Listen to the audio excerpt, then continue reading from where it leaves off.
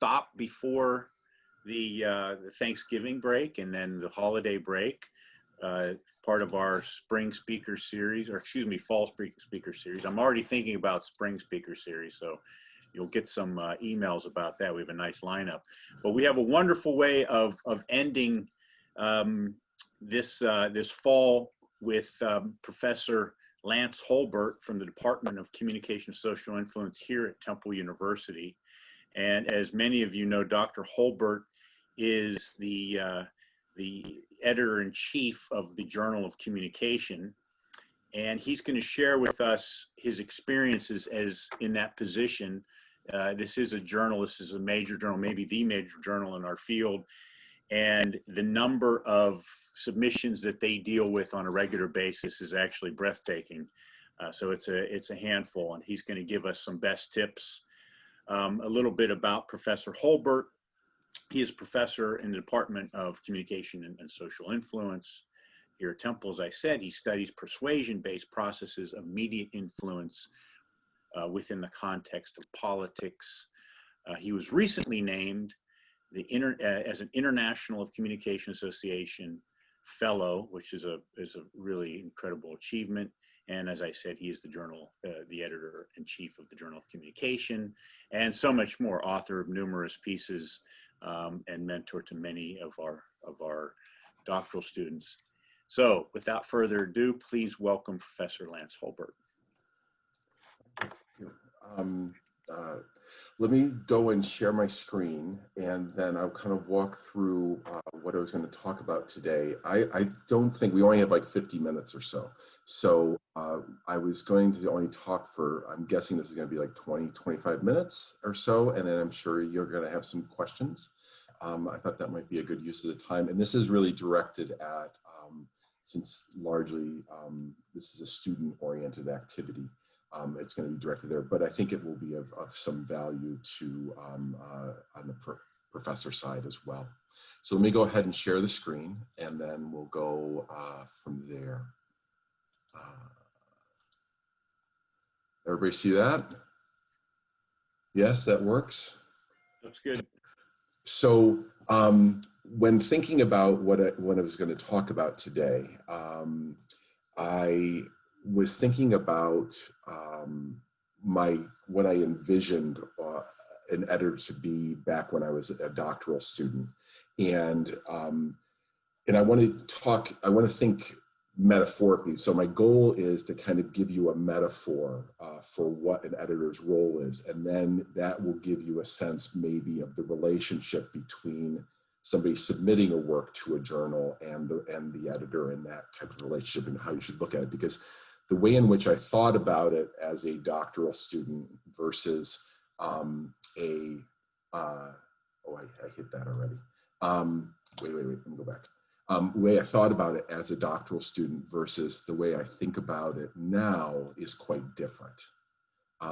So metaphorically, I would always think of the editor as kind of the grand inquisitor here, right? So the idea of the editor here, and I'm looking down upon the authors and laying in judgment relative to what you are presenting to me. And really, I don't think that's the best metaphor to be able to be used, all right? And so rather than thinking about the grand inquisitor, I want to switch from Dostoevsky to thinking about the Grand Budapest Hotel, right? And so the idea of Wes Anderson, and thinking that nested within there is what I think is probably a better metaphor. It's a better way of thinking about what it means to submit a work to a journal, and what is the role of the editor, and what is the relationship that exists. And so as I was trying to think about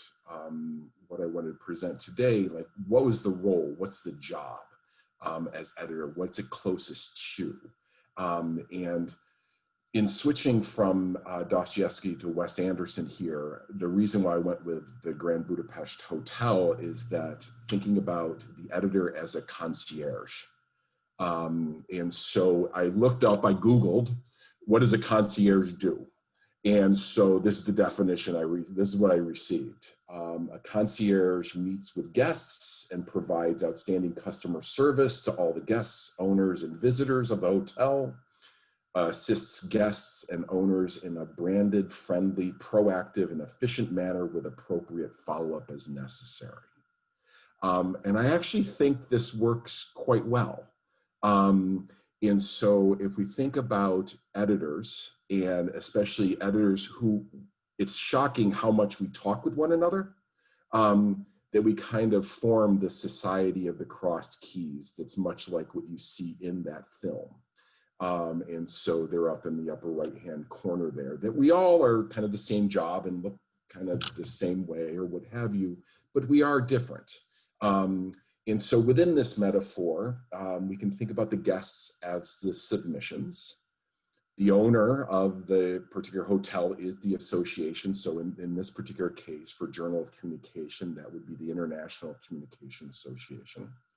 And I meet with not just the guests, but also various visitors, which it's shocking how much we have in terms of bibliometric researchers doing work on how citation patterns exist in this journal relative to other journals, and looking for input relative to the editors and getting some more information about the journals. And so with each of them, I have to deal with them on a daily basis. So I want to, instead of looking at the editor as a grand inquisitor and thinking more of the editor as a concierge, it should change the way in which you think about what you're going to encounter with an editor, and what you should think about in terms of the nature of the experience. So we work off of the Wes Anderson example and think about the Journal of Communication online system, not the journal itself, but the online system that I manage as the hotel, then as an editor or as the concierge, I have about 100 guests at any one time. So if I looked up this morning, so in the last 48 hours, we've had 9 submissions. So I have to sit down and give an initial read or get to know those 9 submissions. And that's my initial job at any time a work comes in. We have 14 pieces that are slated for external reviewer assignment in some way. We have 46 pieces that are under review at the moment. 7 are waiting in judgment by our associate editors, of which we have 16 of them. There are 3 pieces waiting for my final decision. And then we have another 17 that are out there being revised in some manner. So, and that's about right. I was assuming going in to look this morning that we would have about 100 works. So we have about 100 guests. So as an example of how you interact well with an editor is that, I'll give you an example of one I just had. So I had somebody just submit a work last night. And that particular author contacted me this morning asking for X, Y, and Z that was problematic with the proofs that were produced, the PDF that was produced. And the nature by which those questions were asked or the points were raised, it kind of came across that they're the only guest at this hotel. And they are not. There's 99 others that exist in that hotel at the moment, and I'll get to you in due time. And so recognize just how much an editor is managing at any one time, right? And as much as I'm going to be as prompt in my service as I can, just recognize that it's a pretty big hotel. And I think that's exceedingly important. So in terms of when you submit and your relation and your experience at the journal, so each guest or submitter or the submission should expect a quality experience when staying at the hotel. As concierge, I am getting to know the guests to determine what would be a quality experience for them. For example, where is a good place to eat? where's the best place for them to dine, and then offering them some guidance concerning what they need to do to be able to dine at that particular establishment. My goal is for the guests to have a quality experience, and in order to do so, I need to get a sense of their tastes, their interests, their perspectives. In terms of the submission, I'm getting a sense of your epistemology, the type of knowledge you're generating, where is this coming from in terms of a particular field or subfield. And I'm also trying to get a sense of your limits or your constraints, which is what a good concierge will actually do, in a way that's very subtle, of getting a sense of not just what you bring to the table, but also what you don't, and getting a sense of that. And so my special treat as an editor, though, is that I have the ability, I've been granted by the owner of the hotel, the association, the ability to invite certain people to the very fancy restaurant that exists in the hotel, which would be the Journal itself, right? And so all of the guests know about this fancy restaurant, and all of them want to dine at it. And that's why they came to the hotel in the first place. But they also know it's invite only, right? At the end of the day, I'm the one that gets to invite who gets to come to the dinner party.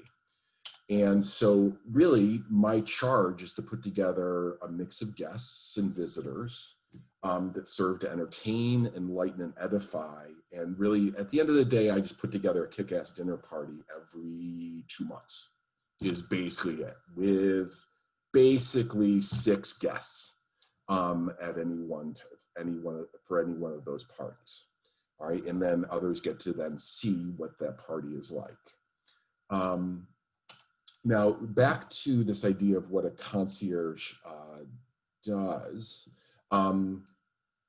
This idea that it's branded experience, it's friendly, it's proactive, and it's efficient. All right, so everybody sees those in bold?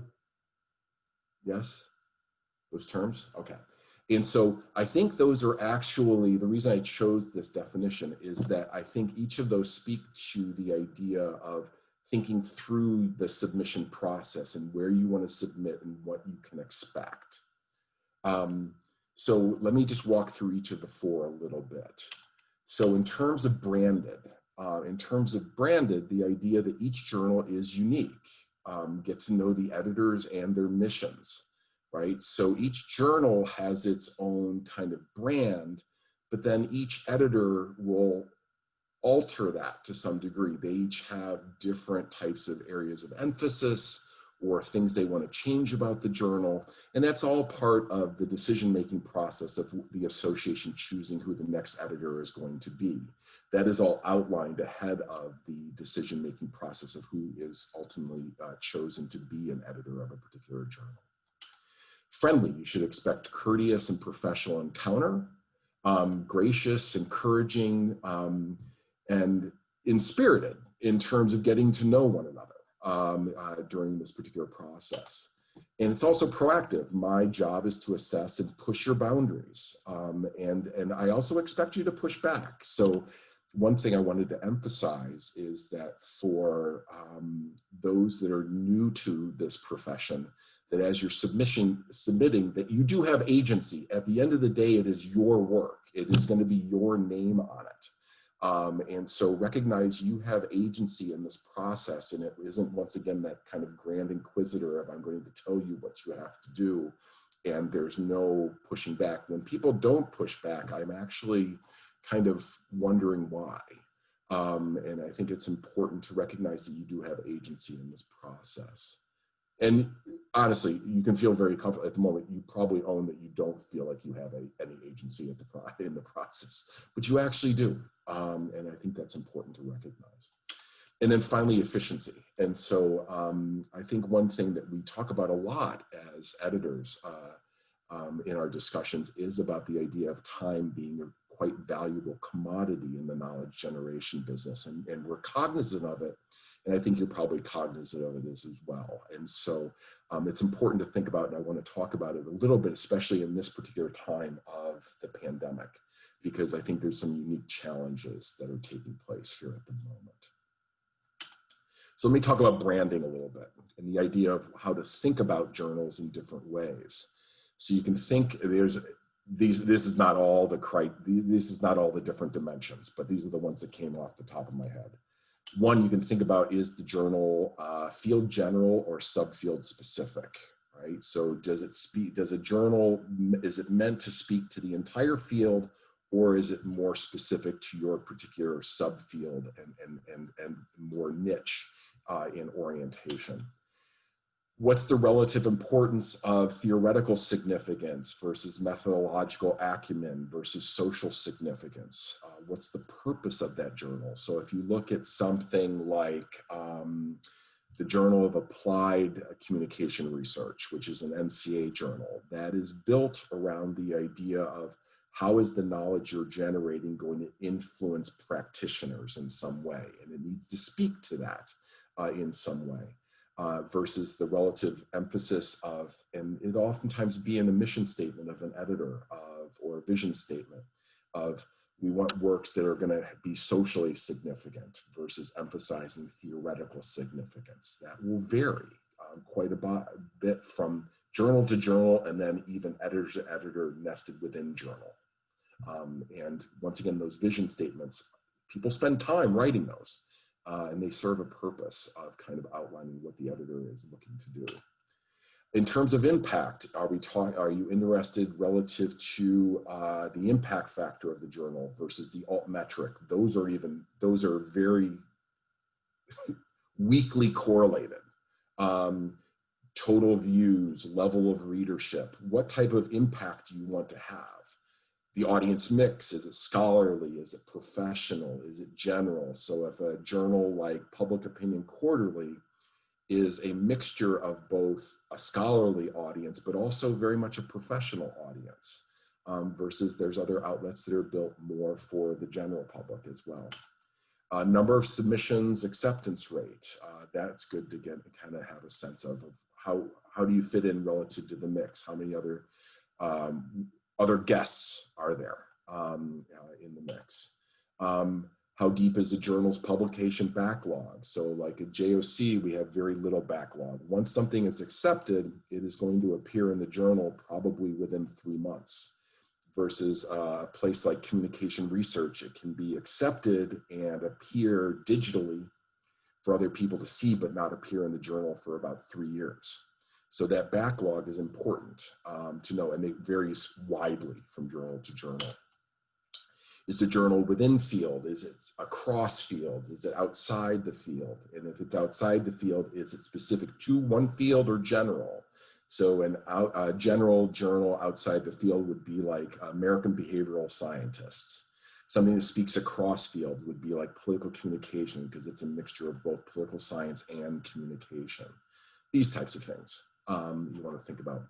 Is it international in scope? Is it more national, or is it regional? So national, you may have communication monographs, versus regional would be Communication Quarterly or Southern States or something along those lines, which are NCA regional journals, Western States Communication Journal. Procedures, type of peer review. Is it single-blinded? Is it double-blinded? Number of reviewers, typical time under review, those types of things. So if you go to Communication Research Reports, you may get a decision back in 6 weeks. We try to get things done in like 75 days, but communicate to the external public that it will be 90 days. So looking at 3 months for an external review. Distribution, is it limited or open access? That's a big deal right now, especially in terms of audience and the ability of people to be able to consume your work. Types of submissions, full submissions, research notes, registered reports, abstracts, any and all of those things. Getting a sense of what different journals are accepting at that particular time is important. And recognize you have many different options. It's not like everything fits into, a full submission. It's much like an author writing fiction. You can write novellas, you can write short stories, you can write novels. And those are very different types of things, and different journals are accepting of different types of works just to be reviewed. In terms of friendly, the idea of, I screwed up. The author-editor relationship should be perceived as not as adversarial. All right, we are getting to know one another. I think that's important. The interaction should be not taken as judgmental, although you're going to feel like it is. You know, and if I've done my job well, it won't feel as judgmental along the way, but you know, that may vary from experience to experience. And at the end of the day, the exchange should be constructive and encouraging. In terms of proactive, one thing I really wanted to stress here is that I'm not judging any one submission or guest based on the current state of that submission. You know, I'm not looking at just how you look right now. I'm getting a sense of like, you know, do you clean up well? Like, that's what my wife always said. Like, you know, the idea of like, you don't look great on a daily basis, but you clean up halfway well. You know, and so the idea of what's the work's potential? You know, this is not a test when you submit something either up or down, it's good or bad. It's the idea of this is really just a first date. The idea of getting a sense of what is there, and I'm judging not just what's there, but what is the potential? Where could this go? And I think that's exceedingly important. I think there are the initial assumptions of the idea of you're getting an up or down judgment relative to the current state of the work. And that's really not at all the case. That's not the way we look at it as editors. It's exceedingly rare to be granted immediate acceptance. When it is offered, treat it as suspect. That's usually not a good sign. Either your work is below where it should potentially end up, or it was not reviewed thoroughly, or what have you. You should always expect that you're going to be revising or reworking something as a best case scenario. My job is to be proactive in pushing you and your work to maximize impact. All right, so just like the editor of a piece of fiction, right? You know, any novelist, very important to work with a good editor, and that editor will push that person to do his or her best work. It's very much the same way with an editor. And once again, it's the idea of judging not just what the work is, but what it could be, and can you get it there? This exchange may result in being invited to the special dinner party, all right, that we're hosting, but like a journal of communication, 96% of the people are not getting an invite. And just recognize that, and don't treat it as personal. A vast majority of the people are not going to get that invite. What I am hoping at the end of the experience is that you're better for that experience, and I know you still need to eat somewhere, and the idea of giving you a sense of where this work may be best placed, and did we aid you in getting to that place in some way? And so a lot of my decision making is not just, all right, this doesn't work here, but I would look to do A, B, C, and D, and I would look to submit it to these other places. And that's really where the society of the cross keys kind of comes into play, is that, you know, as other editors, we're having discussions with one another and getting a sense of what are their tastes, what are their proclivities, what are they looking for?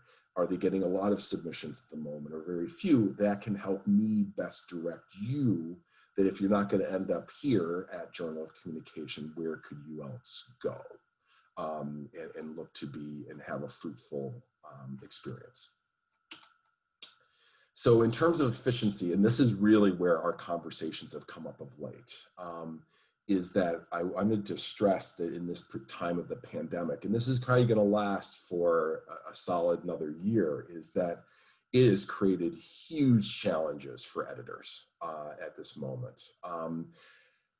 To tell you the truth, in the last week and a half, I've received 2 messages from other editors being sent to their respective editorial boards, where they were basically like, you all better step up. Like, you better get your crap together.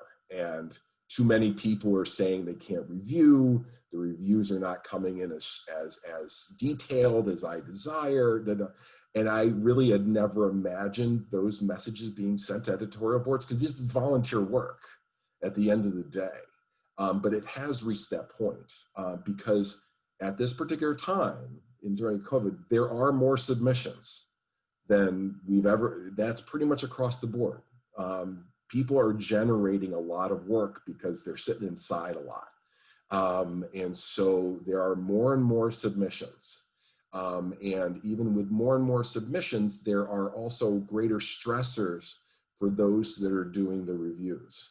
And so a lot more people are saying no. It's much more difficult to find people to do reviews. When the reviews are done, we are noticing a slight reduction in the quality. I'm not seeing it as much, but other editors certainly are.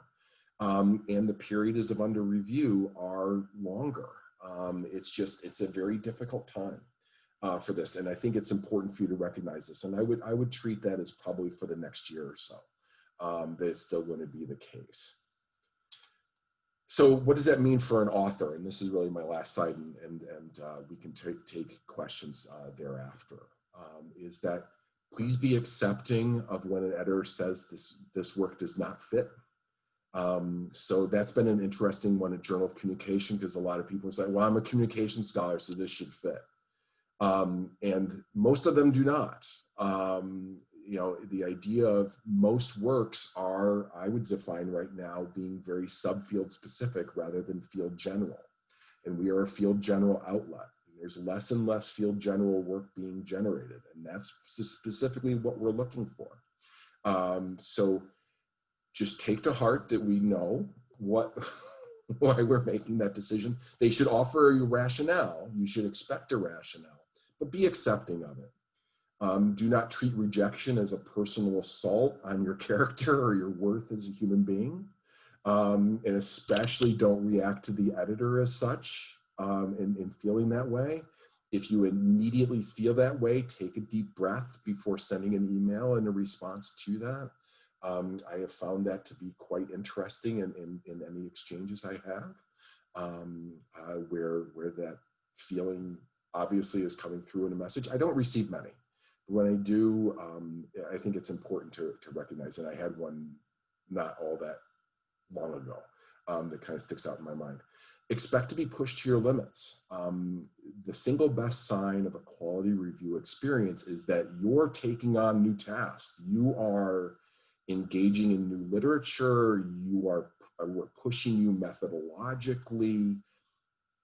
If not, we haven't really done our job to try to maximize your potential impact or the potential influence of your work. So, you know, once again, this is not a test. It's about the idea of what are the possibilities of your work, and what can we do as reviewers, associate editors, and editors-in-chief to try to maximize that potential in some way. And then once that potential has been reached and your limits are there, we can then make a judgment as to whether or not this is worthy of being published.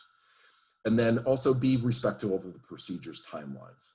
So if I tell you that this is going to take 90 days, at 70 days, don't contact me and ask where are the reviews. That's just like in a hotel setting, that's like the rude guest. You know, that's the one that's just like, hey, I'm trying to be professional and courteous with you. Recognize and respect those limits in some way. I recognize that you're anxious, but at 91 days, contact me. At 85, don't. Take your time and we'll get to you and trust the process here a little bit. But I think that's all I wanted to really raise today. But I was hoping that you would then have some questions for me. Thank you.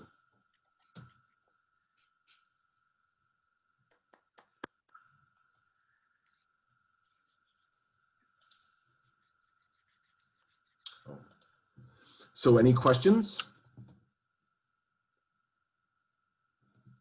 This is you have an editor who has all these insights Don't be, I'm sure you have questions. Don't be afraid to ask them. Lauren. I have a Lauren? question. Hi all, my name is Lauren Bullock. I'm an assistant professor of instruction here at Temple in the ad and PR department. And so my job is actually not to do research. However, I wrote a piece for a newsletter for a leadership association, and an editor from a journal saw that post and said, I'd love for you to turn this into something for our journal. And I was like, how wonderful. However, I don't have publishing experience. I'm very familiar with research articles, and I'm midway through a doctoral program. And I guess my question for you is, what are the expectations in, I guess, turning something that was written without a formal, research process? Like, I didn't collect data and I didn't, have any serious methods. Like, should I now then be expected to create this article from this narrative piece that I wrote? Like, I guess I'm just looking for some guidance in this. Well, the pieces can vary widely in terms of, now, the very fact that the editor reached out to you means that he or she is interested in the work that you've produced. Perhaps one thing probably to do is to go to the journal and to see the types of works that are appearing there and getting a sense of how they're formatted and what types of knowledge they're generating and who they're speaking to. That type of thing. But then from there, then probably to circle back with the editor and have a conversation about, all right, you reached out to me about this. What were you envisioning in terms of scope? This could go a number, and maybe even offer up, here are 3 or 4 different paths I was thinking about based on what I'm seeing in your journal. What do you think might be decent possibilities? And then you can make a determination as to whether or not that path that's being outlined for you is one that you want to pursue or not. Okay, that's helpful, because I do have an outline with a couple of methods in mind based on the question, but it was vague. It was like, yes, we love this. Can you do this? And I'm like, oh, well, how fascinating. However, it's not as clear, but yeah, thank you. That's helpful. Sure. And editors will do that. I mean, editors will, so at the last ICA conference, which was virtual, but I was able to go and see 8 bazillion different presentations. If there were things that I liked, I would contact those authors and say, hey, have you submitted this anywhere yet? If not, we would be interested in taking a look at it at Journal of Communication. So editors are usually proactive, and they're roaming around in the conferences. So, when you're presenting your work at a conference, recognize an editor could be sitting in an audience, and they may come in and say, hey, I'm interested in that. So it's, always be prepared, or make an expectation that you're going to have that person in an audience, and it may turn into something for you. Thank you.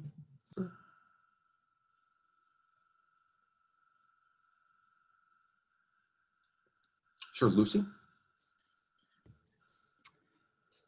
Thank you for your presentation. I'm Lucy, I'm a first year. I was wondering if you have an article that's responding to sort of a pre-existing article.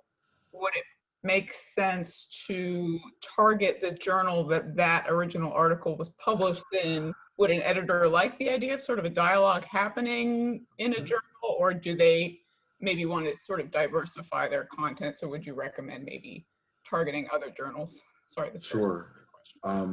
So that's a really good question. So I have some experience with that. So a few years ago, like in 2000, a few years ago, it's a dozen years ago now, read a piece in Journal of Communication, and was not overly pleased with it, and decided in combination with a few other people that weren't very pleased with it, or that we wanted to produce a reaction piece to it. And what we did was contact the editor and say, would you be interested in something along these lines? And even scoping it out of, here are the specific points we want to raise. And oftentimes those types of exchanges, if the editors are thinking about something like impact factor or something like that, which oftentimes they are judged upon, not overtly, but the associations will be thinking about them, and they want their journals to have higher impact factors over time. Those types of exchanges oftentimes generate an audience and can generate impact. And so oftentimes editors will be interested in that type of exchange. There are other outlets, though, that are actually built for those types of exchanges. Oh, I can't remember it. There's one that's more political science oriented. When I did a political communication seminar a few years ago here at Temple, I used a number of its works where what it is I'll find it and then it can be sent out to everybody with the name of it. But it's actually built for, if there's a work that's out there, or even a body of work that you want to critique, then you are afforded the opportunity. The submission is built around the idea of offering that critique. And then what they will do, that journal will, if they like that critique, they will then reach out to an expert that you are critiquing and will provide a response. And it's built around that pairing. So there are outlets out there that are built for those types of exchanges. There are other ones like outside of the field of communication, although communication, I would enjoy seeing this type of work. And even Annals of ICA is talking about doing something along these lines, where, so if you take a journal like Behavioral and Brain Sciences, Behavioral and Brain Sciences will produce, they'll invite usually this large work to be produced that's the kind of, pinnacle of this body of work that's produced by a certain individual. And then, or group of scholars. And there's this big piece that's produced, and then what they will do is invite like 20 people to write short reaction pieces to it. And then they will invite that first author from the big piece to write then a single response. And that's the journal, like that's how it's built. And so Annals of the ICA is actually talking about having that type of format, because it's seen that exchange and seeing it in print, not just in exchange at a conference, would be of value in some way.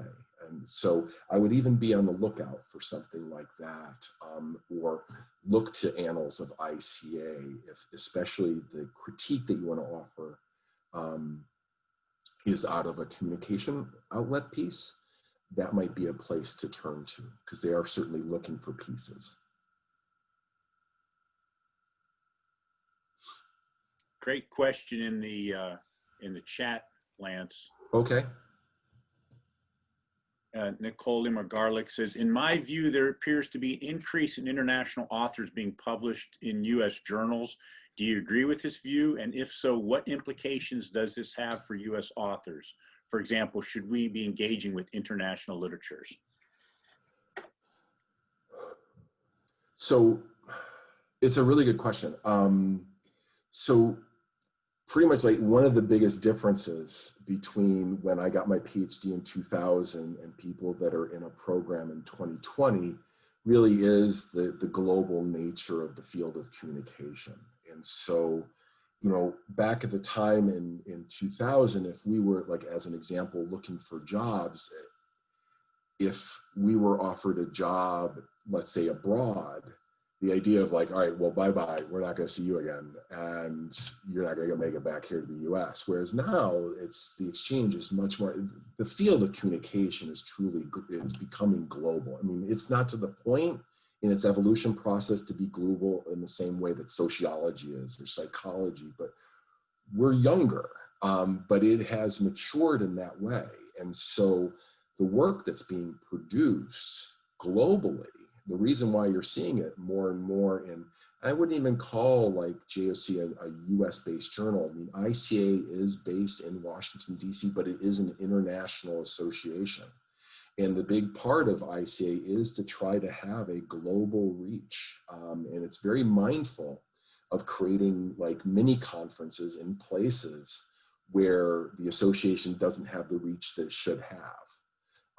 And so it's very mindful of that. And so, you know, the reason why you're seeing more and more work from abroad appearing like in the JOC, it's just, it's really good work. And so the idea of, in many programs are seeking to internationalize. So, and that's a revolution that's going like on in Europe. So if I think about like the University of Vienna, so a few years ago, I went over there to teach for like 6 weeks or something, and a course. But the big thing, they were working through this idea of internationalizing the program. And so for a very long time, if you were at the University of Vienna, let's say even in like 2000, you would largely be publishing in German and in outlets, in peer-reviewed journals, but they were in German and largely going to be in Germanic, speaking to Germanic audiences only. Whereas there was a fundamental change at the University of Vienna, university-wide, to say, we need to globalize this. And so as a result, you're going to be publishing in English, and that's going to be prioritized. And we want to have your work appearing in the best journals in the fields that you are, you know, existing within. And so now, as an example of Georg Mathis or Hayo Baumgarten or Jin Song or whoever else exists at the University of Vienna, of which there's a lot, you see a lot of their work now. And so that has been a change, and that's true of, you know, Amsterdam, that's true in, you know, many of the German universities, what you're seeing in Vienna, as well as in Switzerland, and as well as especially in South Korea and wherever else. So it's really not just for US authors, it's just the competition is just greater because it's now global. And but it's just, you know, it's good work, you know, so it makes us step up our game. So if I can think about political communication, the stuff that comes out of Amsterdam has pushed up everybody's game. You know, we're just better now as a result, and thank goodness.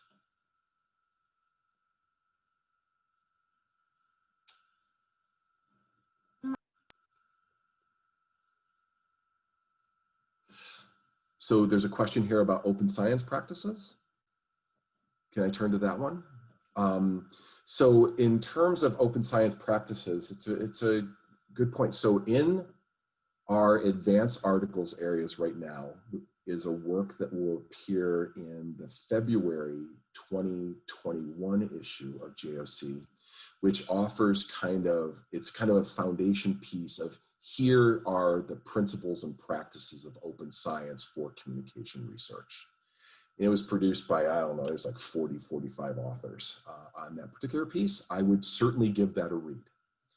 We are then using that we use that as a foundation work by which to now have, when we're in the midst of a special issue on open science practices, both the upsides and downsides that exist of this movement toward open science. And I don't like to call it open science, it's more of just open research, because it should speak to all types of knowledge generation, not just that which is scientific or social scientific.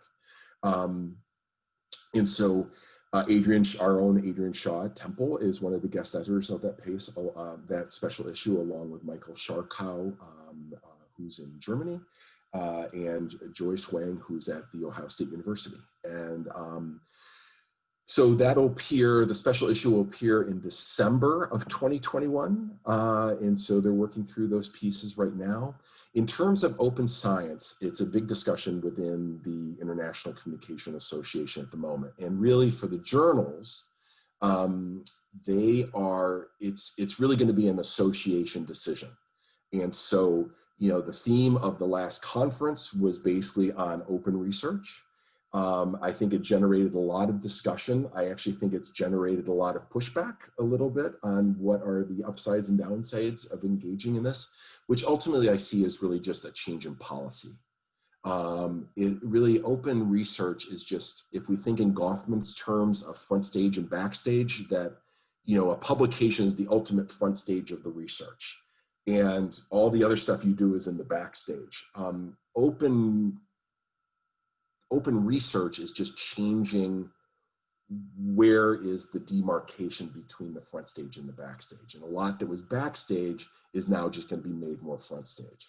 And with that, there are some upsides and downsides that exist.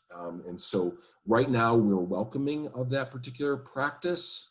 We are not necessarily encouraging it, or we're certainly not demanding certain open science practices, but we do encourage the idea of placement of, let's say, data somewhere for other people to be able to take a look at or to utilize in some way potentially in the knowledge generation. I got one shadow going right here. Sorry. I'm trying to dance around. And so the association, I think, especially in the next year, is probably going to make some decisions about where it's going to go on the open research front. But certainly other places are very encouraging, where you're going to see certain badges, or they have certain expectations of certain open science practices, or even that studies have to be pre-registered. And if you want to publish in those places, or you're looking to send your work, you want to be able to take a look and see what are they demanding on the open research front.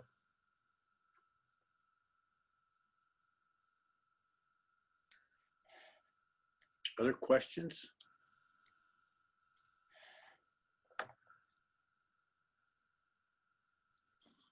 I have one, Lan. Thank you so much for the presentation and this conversation. This goes back to, I guess, when is it appropriate to talk to an editor, and when we should just stay put and be patient. And you know, my co-author, Dr. Hardy, and I, who's smiling because we've had like conversations about this and we disagree, but we have a piece that's submitted to a journal. It's been 2 months and nothing's happened. And it's one of those things where, when do you just give grace and just wait patiently, or is it even appropriate to check in and see? So in the system, it looks like it's still just been submitted and nobody's looked at it? Yeah. All right. Can I say something real quick? Sure. This happened at another paper that Meghna and I submitted there a couple years ago that got published. But and I sent an email to this editor saying, "Hi, I just wanted to make sure that you got the paper." And the response was like, "Responding to emails like this make my job harder. You have 3 months." And I'm like, oh, okay, sorry. So I don't want to touch it. Sure. So you've had that experience. And so sometimes the system should be like in Scholar, if this is all in Scholar 1, then you should be able to see as it's working through the various stages. But sometimes the editors may not be using those in the same way. Like it could be that they've downloaded the piece and just sent it off to people to take a look at outside the system, and it's working through. Yeah, I would say that, you know, especially if you've had that reaction already with that particular editor, the idea of waiting the 3 months, if that's what they've stated is, then that's what it's going to be. And you have to trust that, no, it's actually being looked at or it's being moved in some way. But once again, at this particular time, I wouldn't be surprised. So, you know, so in that, I think that that's appropriate, like at any stage. So, like I had a piece at Com Theory that came out not that long ago, but there was a time when I saw that it was existing in the associate editor decision stage, like 5 months. And I'm like, what's going on? And I didn't mind contacting them and saying, you know, are we reading one word a day and then making a decision, or how are we doing this? And so, you know, I think it's appropriate, certainly, you know, once it's a reasonable amount of time, of which, you know, even if you get, you know, you send in a revision, if it's not stated in the letter of you can expect a decision in this amount of time, sending an immediate inquiry of kind of like, you know, I'm just trying to plan out my calendar here. I've got multiple projects going on. You know, I'm just trying to get a sense of how long the process takes on the revision side. then you got a date to work from to kind of say, I can follow up. And it's not so open-ended.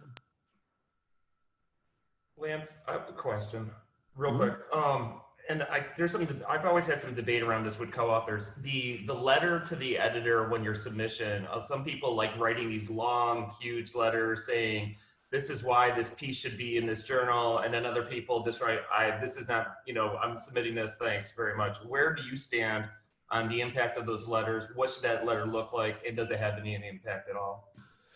The only thing we've written a little bit about what we want to see in a cover letter. So like we're particularly interested in that if this piece is part of some larger project of which other pieces have been produced with those same data, let's say as an example, how does this piece stand out relative to those? Offering that in a cover letter is helping me.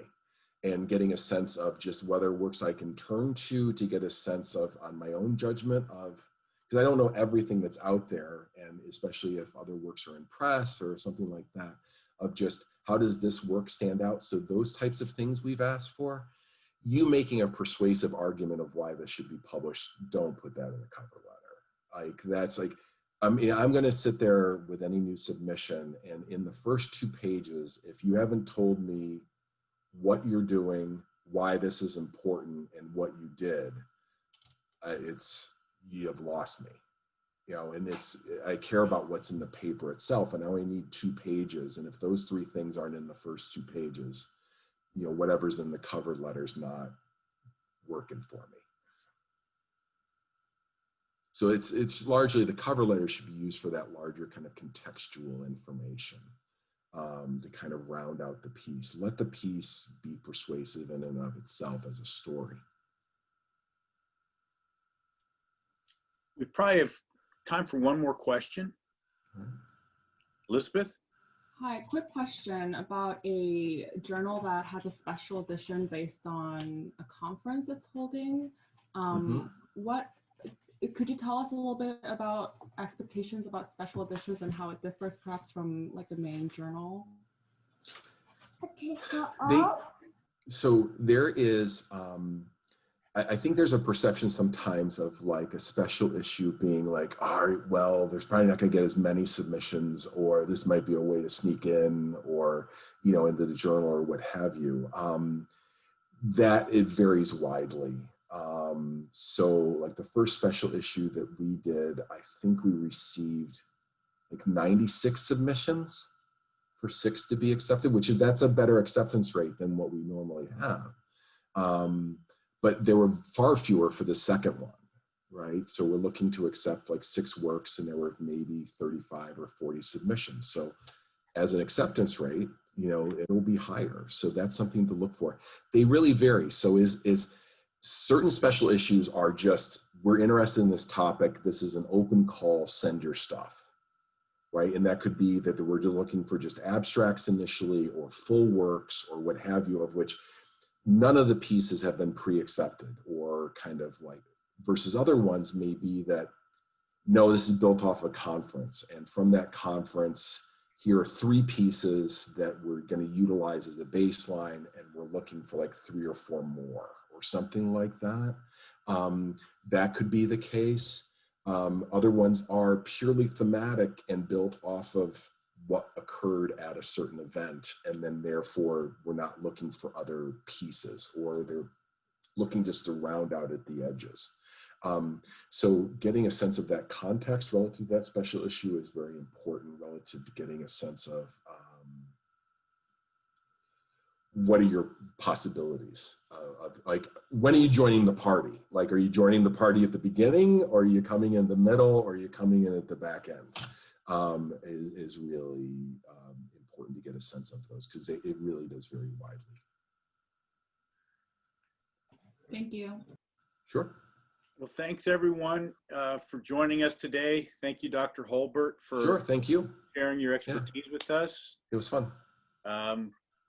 Please have a great Thanksgiving break, and stay safe, stay healthy, and eat a lot, and get some rest, and do all the great things you can do right now. So We do have a great lineup of speakers for next spring, as I mentioned earlier.